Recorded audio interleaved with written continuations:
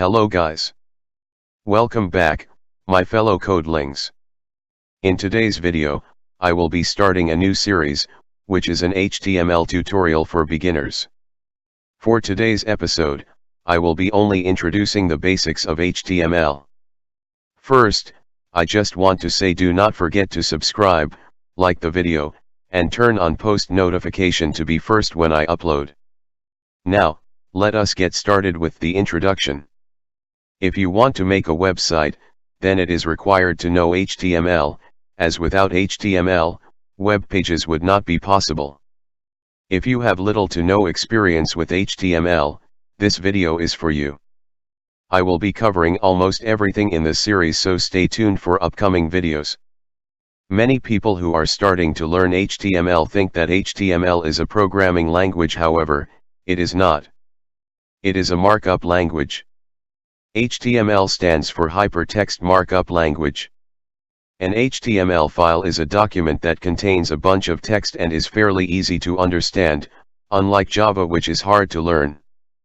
Once you are done creating your HTML document, web browsers such as Google Chrome or Microsoft Edge will translate the code in the website into readable text that contains HTML text.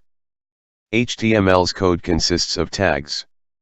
To understand how tags work, I will provide an example. Tags such as H1 are translated into large header text, and BR is translated into a line break in the page. Tags must also be closed or your code will not work as expected.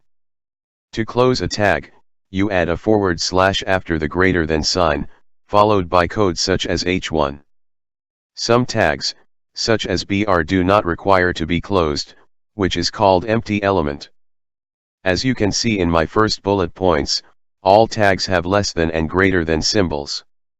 In my second bullet point, we have the body tag, which is surrounded by the two angle brackets shown right here, which is called an opening tag.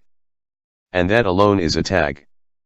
And every tag has end to it, which we call a closing tag, which is shown right here. Now you might be asking me, where do I write the HTML code? The answer to this is just Notepad. The easiest way to write some HTML code.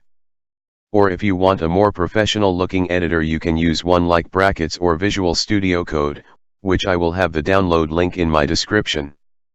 Now that is it for the introductory video. Stay tuned for the next video, where I will be showing you some code tutorials.